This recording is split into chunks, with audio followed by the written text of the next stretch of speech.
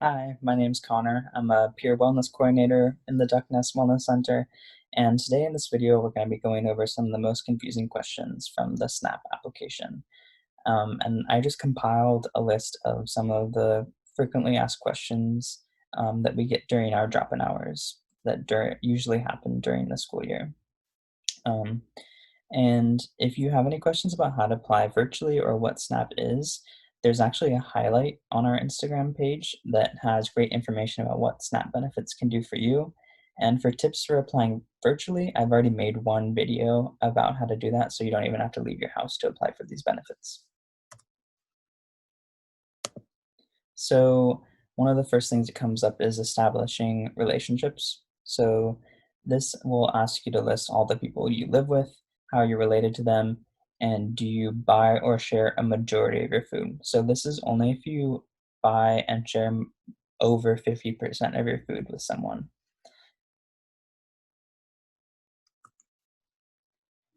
And now the second question is your household's monthly gross income before taxes 150 or more for this month.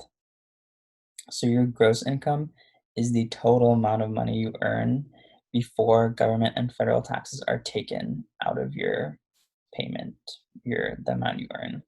So if that's true that you do make more than 150 in a month, you would put yes here. Liquid resources are cash on hand, checking or savings account. Do you or anyone you're applying for benefits with have liquid resources of more than $100? So if you have cash laying around or you have a checking or savings account with more than $100, you would put yes here as well. So this is a question that kind of looks like I've never heard of this before. It probably doesn't apply to me. But actually, if you're applying under the new student criteria, and again, that's if you are at least a half-time student in a four-year program, and you can articulate how your current program leads to a career after college, and you're also make less than a certain threshold per month, um, then you could be eligible for SNAP benefits. So if you're trying to apply under this criteria, you would put yes here. So another part that's confusing is when it talks about your accounts. So if you have a checking account and you press yes, it'll ask for the type of checking account, but you can just put checking account here and name, location of bank, and the current balance. And same goes for other accounts that you may have. Another common one is car. So look out for this question. You want to put um, maybe car loan, and then name, location of bank, and the current balance you have on that loan if you have a loan in your car. It'll also ask for this information about your roommates, and you do not have to know this information to apply for SNAP benefits. In fact, it's okay just to put yes and not list any specifics. It'll let you go to the next section. So this is the next section where it just asks about other forms of income. Common ones for college students are educational income. So this is any scholarships that actually go to your bank account rather than going directly to your tuition. So any money that goes to your bank account from the school is considered educational income. Um, Another common one is loans. So the correct loan box is down below here. It's just not shown on the screen. And this is where you have a chance to say how much money you receive from loans, maybe quarterly, monthly, etc. Another common one is money from another person. So if you have a parent that sends you money every month, you can list how much that is. So that's mostly all the questions that trip people up, but these are just some important things to know about applying for SNAP. So what constitutes a household? So a household is made up of the people you purchase and prepare meals with.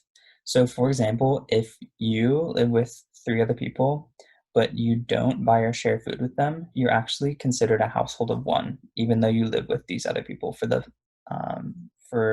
case of this application. Conversely, if you live with three other people and you do buy or share food with all of them, you would then be a household of 4. And this is important when looking at the income threshold.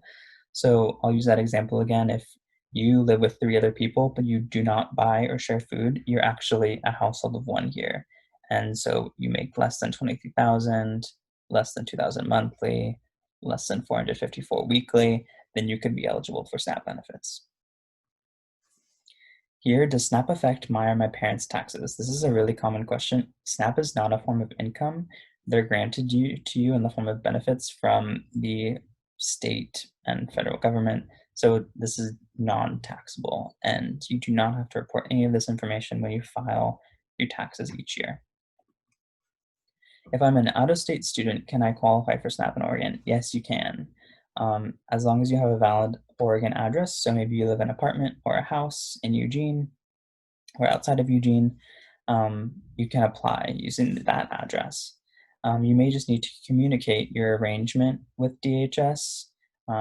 Say if you go on a study abroad or you go back to your home state for an extended period of time, maybe over the summer. So that's the end of the information that I have. If you have any other questions that come up, you can always come to our virtual SNAP drop-in hours, and these happen Monday through Friday, 2 to 3:30, and you can access the Zoom links for these on our Facebook under the events section. And same goes for our partner, the Student Sustainability Center. You can also find their hours on their Facebook page, and they are Monday and Tuesday, 12 to 1. Any other questions that come up and you can't make these hours, feel free to email us down below. It's listed peerhealth@uoregon.edu. And good luck with your application. I hope it goes well.